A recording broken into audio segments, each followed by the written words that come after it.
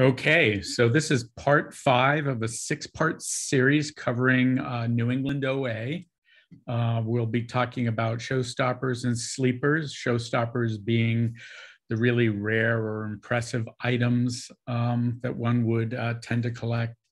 And the sleepers are those obscure, kind of lesser known or not well known, or perhaps not known at all, items that people just don't know about, and they're either so obscure that even an advanced collector can't find them, or they were just limited in such small quantities by such a small lodge that they never got out of the area. So again, this is part 5 of 6. We're covering Northeastern Connecticut. And I'm Roy Wetherbee. I was the Blue Book regional editor for the first 6 volumes of the printed Blue Book, covering Region 1, which is New England. That's what I collect. I was the ASTA area VP before it became ISCA, the Northeast Region VP, the ISCA Northeast Region VP for 10 years. And I'm also a past lodge advisor of Packagug Lodge 525 for 4 years back in the 90s. And I'm currently advancement chairman for Troop 114 Shrewsbury, which is my son's troop. And we now have over 100 boys. So that's no part-time job, way more than an hour a week. I've been collecting patches since 1977 when I attended my first jamboree, which happened to be CJ77 in Canada. And I've been focused on collecting New England OA since 1987 when Rob Cutts published his first New England Memorabilia guide. So again, this is a 6-part series where I've broken up New England into these 6 areas. We've already covered the first 4 presentations, and these videos are already recorded and up on both YouTube and posted to numerous groups on Facebook. We'll be covering Northeast Connecticut and a total of 12 lodges. Very similar to what we saw in Northeast Massachusetts. Northeastern Connecticut is all one lodge with 11 ancestors. And so we'll try to touch upon the rare ones and the obscure ones for those 12 lodges as we go through this. And then we'll wrap up in another 2 weeks with the final part 6, although I think there may be a part 7, but I'll talk about that later. We'll cover Southwestern Connecticut. It'll be a total of 8 lodges. It's 3 active lodges and 5 demerged lodges. But that even though it's just 8 lodges, it's going to be a longer presentation because 2 of those lodges in Connecticut are 2 of the smallest lodges in New England and perhaps even the country. One is actually only 1 town, and the other one's 5 towns. And they're such small lodges that almost everything they issue is a sleeper. So there's a lot to cover there, and I'll be diving into those lodges in particular with multiple slides, just because their stuff is so scarce. But for this one, we're going to lead off with Northeastern Connecticut. It's all one lodge now, Tschitani Lodge 10. And it was formed in 1995, or was formed in 1996 by the merger of Sasakis Lodge 10, which itself had been formed by the merger of Uncas Lodge 297 and Samson-Occam Lodge 388. Both of those pretty tough lodges, and we'll look at some of the tough issues from those lodges. And Eluac Lodge, which just has a ton of ancestors. So Eluac Lodge 59 was formed by the merger of Kiatan 59, Mattatuck 217, Wahungan 234, Tunxus 491, and Wapunkwik 558. And Wahungan had been formed in turn by the merger of Kemosabe Lodge 234 and Wapalani Lodge 471. And then just a note here that Kiatan has that low number 59. It was originally named Waquimicut Lodge and was chartered in 1931 that disbanded. And there are no known issues or memorabilia from that old name. So Kiatan reformed in 1957, and then it merged with all of these other lodges in 1972.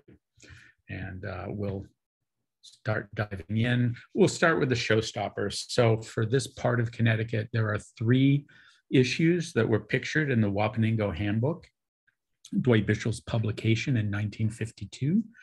The first of which was Mattituck 217 R1.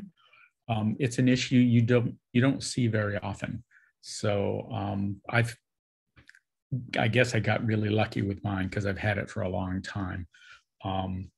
But I haven't seen very many of these over the years. And then what I'd probably consider to be the second most difficult WAB issue from New England, second only to the Massasoit jacket patch, would be the Uncas Lodge 297 X1 felt. And then finally, Samson Occam's A1 or A0.5, as it's cataloged, was also the third WAB issue from this part of Connecticut and rounds out the issue. This is pretty reasonably available. I would bet that if you went on eBay right now, you could find one of these. The Mattituck doesn't turn up very often, and I've actually only ever seen one Uncas Lodge felt pop on eBay. So extremely rare, that one in the middle. I do have in my collection the 2 on either side of it, but I do not have the Uncas felt myself. It's one of my top 3 remaining needs. Some other Showstoppers from the area would include the Tunxus 491 A1 and the 471 R1. I've got a typo there, but I'll fix that later. The Tunxus A1 was actually so rare that there were no early publications that had a good description of it. In fact, some early publications actually speculated that it was a felt. It is on a super, super coarse twill, very heavyweight, very thick. I can see where, maybe someone had seen one a long time ago and thought, oh, it's so thick, it must be on felt. I've only seen 2 of these. I'm sure there are more out there, but it's got this all brown Native American in profile, and there are other odd shapes or arrowheads as well, but this one is particularly tough to come by. And the 471 R1 used to be pretty tough. I've seen quite a few of them turn up lately, so it's not as rare as it used to be, but I do love the design, and I like the patch, so I put that in here as well. Looking at first flaps, which tend to be Showstoppers, we had the Kiatan F1, which is a really tough old name for anyone who collects traditional name and numbers. This is the real one. The Bates fake is pretty close. So one needs to be, careful when picking up any of these flaps. The 234 Kemosabe S1 is also a pretty decent old name. The 217 F1 is a pretty decent flap. And then unquestionably the toughest first flap in all of New England, and one of the very toughest in the country, is the Uncas Lodge 297 F1, which I can actually thank Johnny Pleasance for maybe 25 years ago. And then moving on, we have 388 Samson Occam, which was from the New London area of Connecticut. We have 491 Tunxus, their first flap, which has a flat rolled edge. It has an F2 that's very similar in design, and you have to basically look at the rolled edge border very carefully to see whether or not you have the F1 or the F2. That's from the northwestern corner of Connecticut. And then we have Wapalani 471, their first flap. There are a couple of Dilot subvarieties in terms of the color of the brown in the eagle's neck. And then finally, the Wapunkwik 558 S1, which I would say of the 4 on the screen is by far the easiest to come by. And then finally, the final 4 lodges in the series, we have the Wahungan 234. What I have pictured here is what has traditionally been listed as the S1, and I'll speak more about that later in the presentation because some evidence has come to light that it was not the first flap. And then the much newer one, Sasakis Lodge 10, chartered in 1972 with their first flap. Illilouette 59, also chartered in 1972 with their first flap. The river kind of hints at the merger of the 5 lodges coming into one. And then finally, the first flap of the current Tschitani Lodge 10. And I have a star here next to it because it's cataloged as S2. There's a story there that we may get to. But this was what the lodge intended as the first flap, and it got listed second because the lodge staff advisor had actually started trading their other flap weeks before any lodge members had a chance to get their patches. So bit of a story there. So diving into these old lodges, obviously the Tschitani F1 is a very desirable first flap for those name and number collectors. The sleeper here is the F2. So I'm an all issue collector, and anyone who tries to collect this lodge would know that the F2 is actually several times rarer than the F1. It's much harder to find. It's just simply not as in demand because it's not a first flap. I suspect this lodge was highly restricted. I believe their restriction was 1 per life. And I suspect some quantity of the F2s were destroyed when the lodge merged. And then below that, there are a whole bunch of different colored neckerchiefs.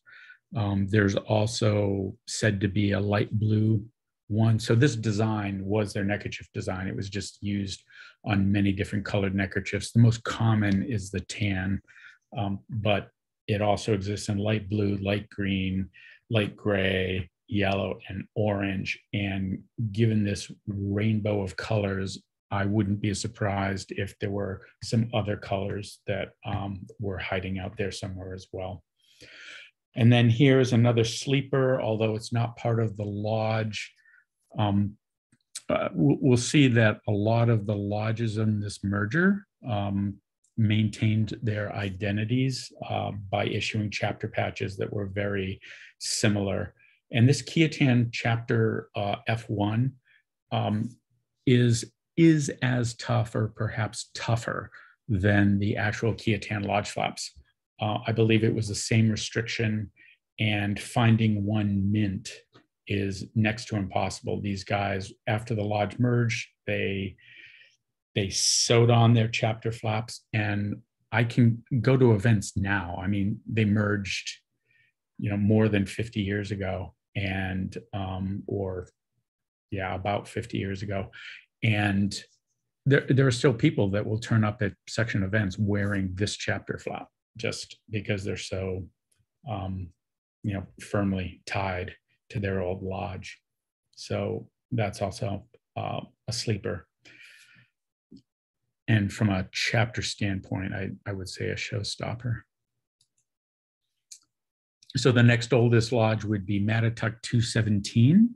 The flaps are out there. They're reasonably easy to come by. They're not $10 flaps by any means, but the toughest issue there would be the R1 Wob, and then the neckerchiefs are both extremembered scarce. The scarcest of which would be this N1, which was a vigil neckerchief. It's embroidered on silk, and I believe the rumor is as few as 7 were made. So a very rare vigil neckerchief here. And then we have the N2, which is pretty scarce. I'm still looking for it myself, so I don't have either of these neckerchiefs. I did admittedly not respect neckerchiefs in the early days of my collecting, and didn't go after them when I had the chance. And I'm, of course, kicking myself now. And then another thing that some people might not have seen, they have this beautiful maybe 1.5 to 2 inch round cloisonne neckerchief slide of the same design. And those are all sleepers and pretty difficult to come by. Moving on to old name 234, Kemosabe. Again, their only flap issue was an S1. There's only one flap. If that's all you collect, that's all you need. They had a couple of arrowheads, and they had a bunch of these pies, and the quality control was such that there are lots and lots of minor variations in terms of letter thickness and other minor differences created by differences in thread tension and such.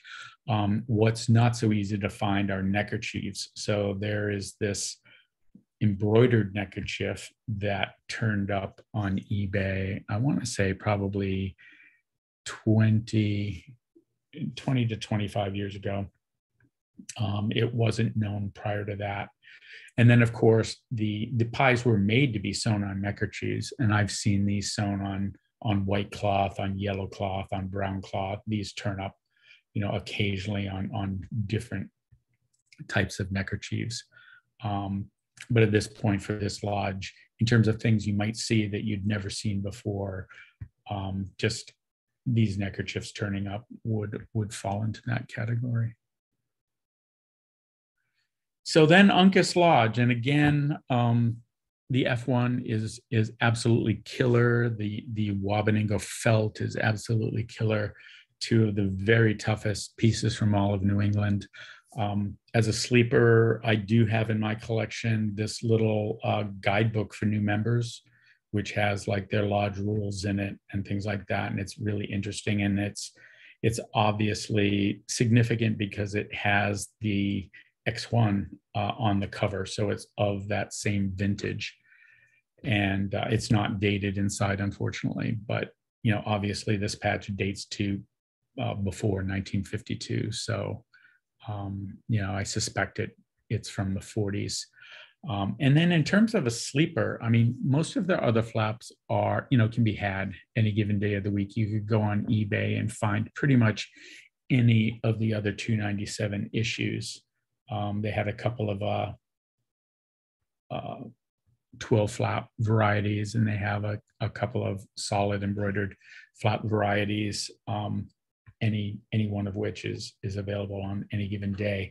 But this one here is interesting because for a very long time it was listed as a lodge issue in some publications, based on the existence of one specimen, which I had the opportunity to examined firsthand when I was working on the early editions of Blue Book, and it was very clearly a thread break error. So most of their other flaps have a white 76 on the black fox. It almost looks like a black cat, but it's a black fox. Should have a white 76 on here for their council number, which of course I'm sure was confusing for some people. But I did have a chance to examine this in person, and you could clearly see where the needle had passed through the patch and held up to the light. You could see a 76 there. So I believe this specimen to be unique. But there aren't a lot of sleepers for this lodge, so I wanted to have something on here to talk about. So, and there are a lot of ghost issues that have come in and out of the listings over the years due to errors in manufacturing or thread breaks or needle breaks or whatever, and this just happened to be one of them. So moving on to Samsonacum 388, New London. Again, there was the WAB issue. It has small red W's in a solid feather. And you can tell by looking at the image in the book, because all the other arrowheads from Samsonacum have these very large W's that fill up this entire space. But the first arrowhead from this lodge has these small red W's, and that's what distinguishes the first arrowhead. But as a sleeper, this Samson-Occam arrowhead with green W's surfaced, years after most. Yeah, I mean, it surfaced in time to be listed in Blue Book, but had not been listed in earlier publications, so it was kind of unknown. It's interesting that the profile here is very similar in the shape of the face. It has a solid feather here, and it had these green W's, which were previously unknown. And so it was, discovered by one of the senior editors out in California, and they listed it as A1 because they have it. It's never been listed, so it must be first. And we had to do some rejiggering of the numbers later on because I bought this in a collection from a lodge member who had been inducted in 1967, and this was the one he had in his collection. So this couldn't have been the A1. So, I'm not even sure if it's A2. I'm thinking it's probably A3. And I believe we ultimately changed the listing to reflect that. And then this had been pushed down in the listing. So we pushed it up to A0.5. So it was ahead because chronologically, this arrowhead with the small red W's was first. And this came much later. And but you don't see many of these out there. So it's a bit of a sleeper. And then from this lodge, the other thing that, people might not see because they don't collect them is Samson-Occam had this neckerchief slide. Again, just something else. There's just not that much from this lodge besides half a dozen arrowheads and the flap. So moving on to Wapelani 471, here's another one where they issued just a few different flaps. Some are, they're not cheap flaps, but they can be found pretty readily. And then they had the R1 that I showed earlier. And what's much harder to find, just because not as many people collect them, so they don't come out, are the neckerchiefs. So there is the 471 N1, which is the silkscreen neckerchief with the rope border, pretty similar to the 217 neckerchief in terms of that border and the color. And then they also had, I'm sorry, my mouse is really acting up here. They also had an embroidered silk neckerchief for their vigil members.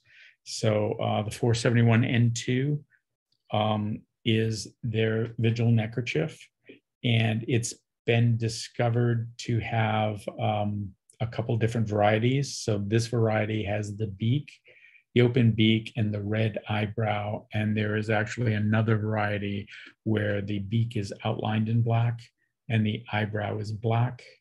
I don't know if that indicates another run or whether, since these were handmade, there was just some variability in how they were made. And I suspect the latter, because you see that a lot in items that are handmade. And then moving on to Tonsas Lodge 491. Again, here's a lodge with just a couple of flaps. They had an F1, they had an F2, they had an S1. That was it. And then they had 3 arrowhead issues. So we already looked at the A1, which is, I would consider one of the toughest odd shapes in the region. And then they had these issues here. And the one on the left is the one you're going to see most often. It's the least rare. I didn't want to call it common because it's still a $200, $250 patch. But the one in the middle, this A2 without the arrow, is, I've seen it, and there's no doubt in my mind that it's an issue, or at least a different run of the patch. The lettering was much thicker. I've only seen one, and I examined it closely, and it's not a thread break. I suppose it's possible it could be a needle break where, it never breaks the patch to to show the design. But there are other differences here in the design. The lettering is thicker and formed differently. The N in Tunxus is formed quite differently. The feather in the headdress is much thicker. It really was a different, similar but different punch pattern. And so I've seen one, and I've heard of maybe two others in collections. So something to look for. It's a real sleeper. Definitely something I still need is the Tunxus arrowhead without arrow.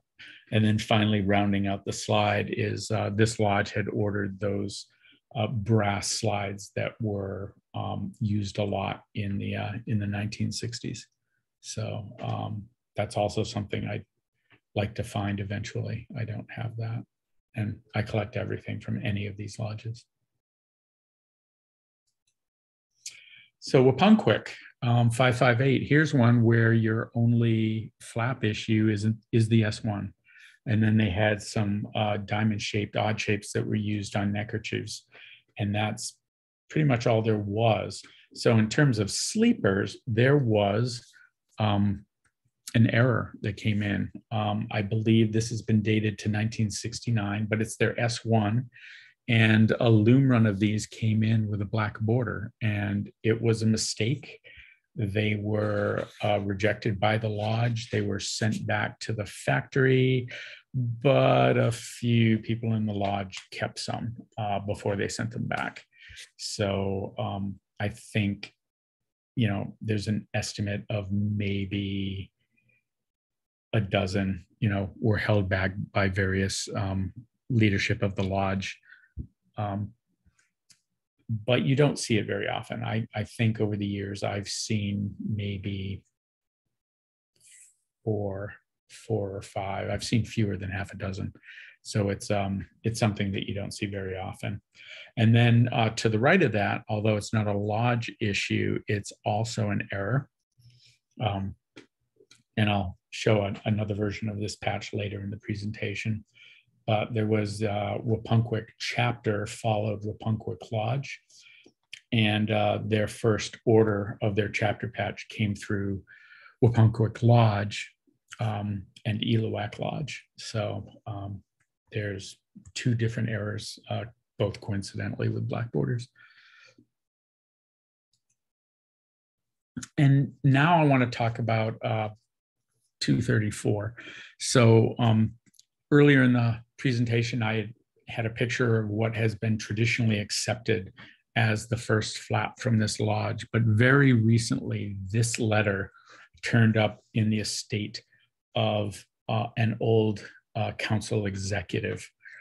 And it had this letter and it had this flap in the envelope with it. And it was a letter from the first the first chapter chief, or one of the first youth leaders of this lodge, to Mr. Hambridge, that he had been the scout exec of this council when it was Kemosabe 234, and he'd been very active in Kemosabe.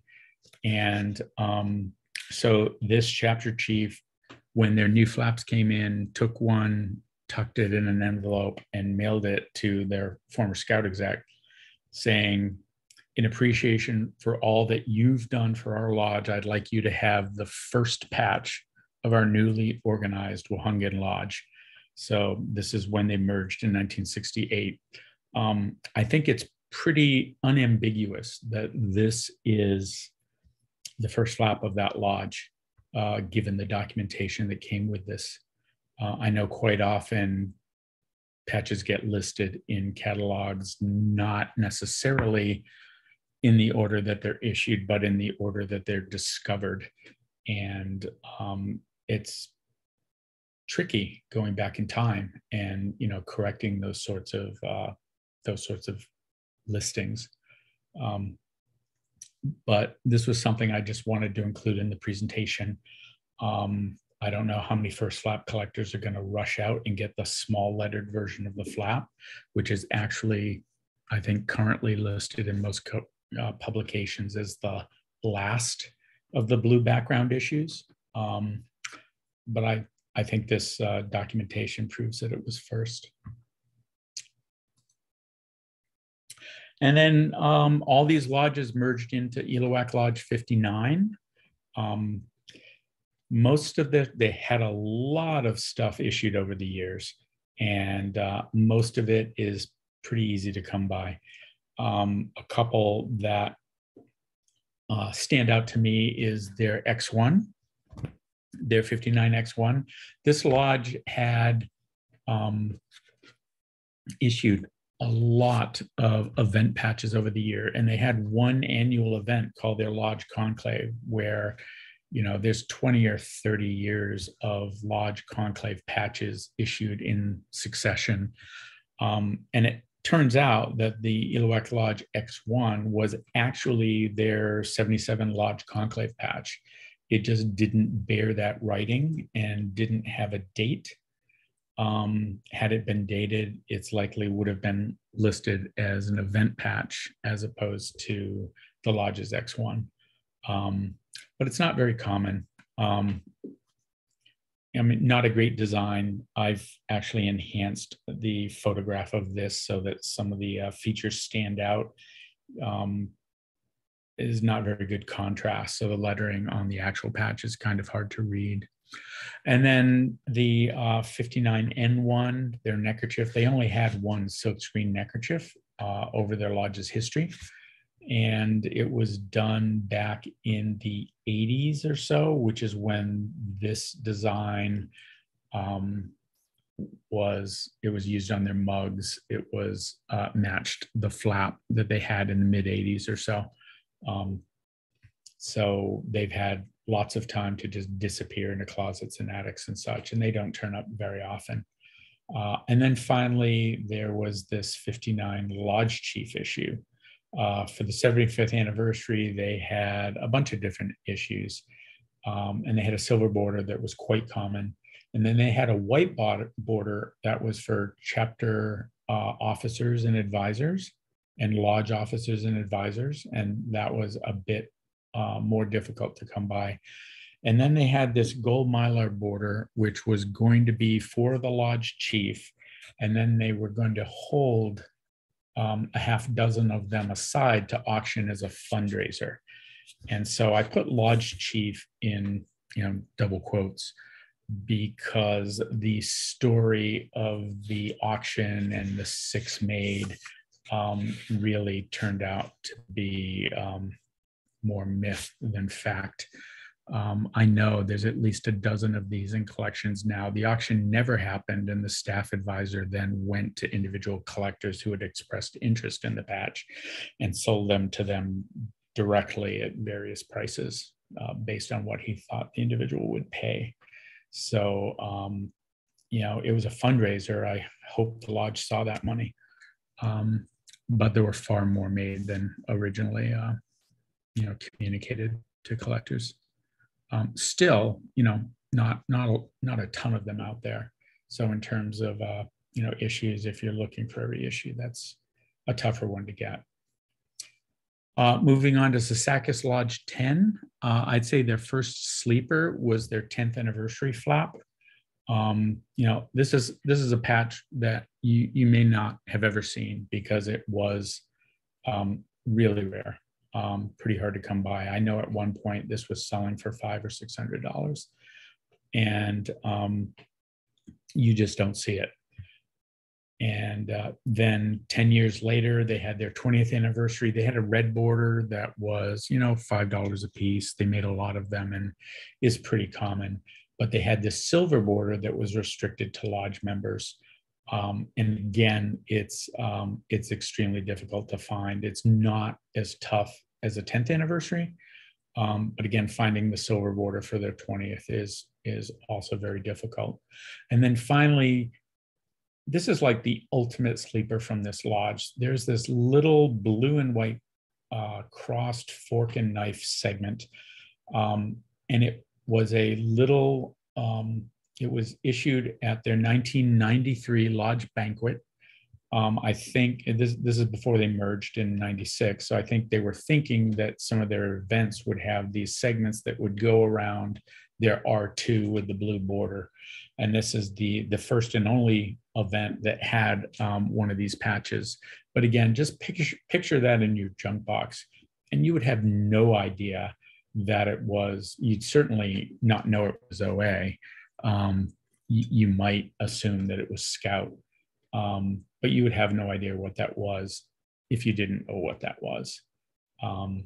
So the Lodge Banquet segment from Sasaka's Lodge 10 is the most obscure sleeper from that lodge. And then I put this one on my own slide just because I love this flap.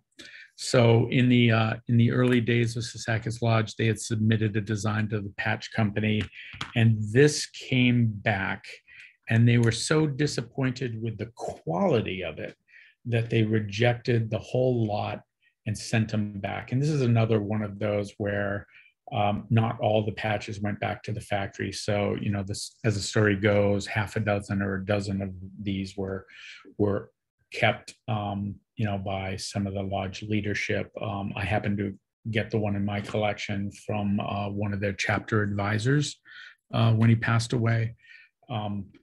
It's not something you see very often. So again, it's a sleeper in the sense that you may not have ever seen this.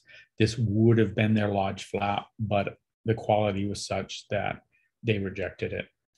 I still love the border on this patch though. So, and it's really hard to find. And that brings us to the current lodge. Tschitani Lodge 10, chartered in 1996. A couple of the sleepers here include the very first patch that had their lodge name and number on it. So, and they spelled it wrong. So on the left there was a series of patches that were issued for their council camporee. So they had a council-wide camporee, and one of their patches was the number 10 Tschitani Lodge patch. And this was actually issued even before the lodge had designed and issued their lodge flaps. So it was the very first mention of the new lodge, and they spelled it wrong. And then another sleeper is of a similar design to the S1 and S2 issues, was this white border version of the flap that the lodge calls their Silver Award. So it's an in the lodge recognition for distinguished service. And when it first appeared, when it first appeared outside of the lodge, nobody knew what it was. Everyone was speculating if someone had just rebordered an S1 or whatever, but it wasn't a legitimate lodge issue. And then finally, they have now, on the left here, they have a new Alangamat flap. It's been out a few years now, maybe 5 years or so. I'm still looking for it. It's earned, it's one per person. The people that are earning them aren't letting them go, obviously. And we saw in some of the earlier presentations that quite often Alangamat issues tend to be your rare ones. They tend to be your sleepers. And that is definitely the case here with the Tschitani Lodge 10. So for Tschitani, this is actually their lodge ticket. So a lot of lodges do golden ticket flaps. And you basically pay ahead for all the events that year, and you get like a 20% discount on the fee. And they started doing that in 2016. And so the 2016 is there. I do have that, but I'm still looking for all of the others for the 2017, the 2019, the 2020. I don't have images of the 2018, and didn't drop in the 2021 here. But because these are expensive, they're upwards of $100, and people typically only buy one. So, and the lodge makes just enough to, to service the lodge membership that are likely to buy it. So again, these are all sleepers. They're more recent, but because they're so expensive, they're not getting out much either. And then I haven't covered chapters all that much. I was really tempted. Connecticut has more chapter issues than all of the rest of New England by like a factor of 5. There are so many chapters, and a lot of them were in Eluac Lodge 59 that had 7 ancestor lodges, and they had, you know, at various times 7 or 8 chapters too. You can see how these lodge members just really clung to their old lodge. Yeah, and it makes me wonder how fragmented was this lodge in the early days. So Tschitani Lodge became Tschitani chapter, Tunxus Lodge became Tunxus chapter, Wapunkwik Lodge became Wapunkwik chapter. The same was true of, you know, the other lodges. And even to the point where they kept their same flap and just changed the word lodge to chapter. So there was definitely a trend there. You know, even with the odd shape, we have the Wapunkwik Lodge and the Wapunkwik chapter. So, you know, again, lots and lots of chapters. I'm thinking if I want to do the subject justice, it would need to be its own. It would need to be its own presentation. So I think maybe at some point in the future, we'll dig into the many hundreds of chapter issues from the state of Connecticut. But while I'm here, since it's the introduction question for people in this week's presentation, this is a tiny little chapter from Eluac Lodge. It was not formed right away in 1972 with all those other chapters. They call it Kudawitu 76, but there are some versions that have a yellow 75 here. So like 1975, 1976 was the first year of this chapter. And so they have patches, and they have a lot of varieties, but they have Ordeal. The one shown here is Brotherhood, and then there's a 3-sash Vigil version. And then the varieties exist either with 2 fleur-de-lis or a fleur-de-lis and a yellow 75 over here. And I just have a couple of those. These are really, really obscure chapter pieces from a tiny chapter. And then in terms of, I would say probably my most obscure is this chapter trained strip that is my most recent acquisition for my chapter collection. I picked this up, I want to say, just pre-COVID at a tradery down in Connecticut. And if you blow it up, it's got the little TP with like a 76 in it, which is how I know these guys go together. This had never been seen or listed before. So, you know, there's one of those sleepers that are, you know, so obscure, we haven't even found them yet. And, you know, of course, there are likely more out there. So, so with that, I've pretty much covered off on Northeastern Connecticut. I'll make a plug for, you know, some of the issues here that I need. I do need the Uncas Felt, it's killer. I need all these varieties of Tschitani neckerchief. I do have the tan, which is the most common. I need a lot of the neckerchiefs in this presentation, actually, because as I said, I didn't start collecting neckerchiefs as aggressively as I should have in my earlier collecting days. I focused on patches.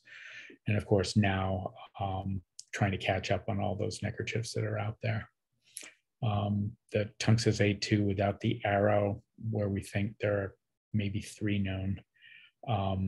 You know, any of these Tschitani ticket flaps, the Tschitani Alangamat flap in terms of the new issues. And with that, I'll say thank you and open up the floor to questions. Did the lodge name come first, or did the Lone Ranger use of Kemosabe come first? That's a good question. You know, the Lone Ranger is pretty old. Kemosabe goes back to the 1940s radio show. Yeah, and they chartered in 1943, so it could be where they got the name. You know, if the youth voted on it and they were, you know, fans of the show. That's pretty So great. Roy, you speculated about the chapters when Elliwak Lodge was formed. By the way, it's Elliwak. You know, the 5 lodges that merged were forced to merge. None of them wanted to merge. None of the councils wanted to merge, and they all retained their own identity. In the early years, the lodge only got together once a year, which was that lodge conclave. Everything else was done by chapter. And as you noted, 3 of the chapters just took their flaps and added chapter instead of lodge. Mm-hmm. And Mattatuck 217 used the round as their chapter patch rather than the flap. There was a lot of really bad blood in the early years. Even though Elliwak was supposed to be something like From Many One or 5 Rivers or something like that, they really tried to, you know, say it was going to be one lodge. It was not one lodge for a long, long time. A friend who moved there went to his chapter's ordeal at one camp and discovered the lodge banquet was happening the same weekend at another camp. So he got in his car and drove down the road to go to the lodge banquet. That's about right. What is a WAB? So it's that's shorthand for Wabaningo. So in 1952, a guy named Dwight Bishel published a book with pictures of all the lodge patches that he could either acquire for his own collection or borrow for the book. It was groundbreaking in that it was the first pictorial lodge patch catalog.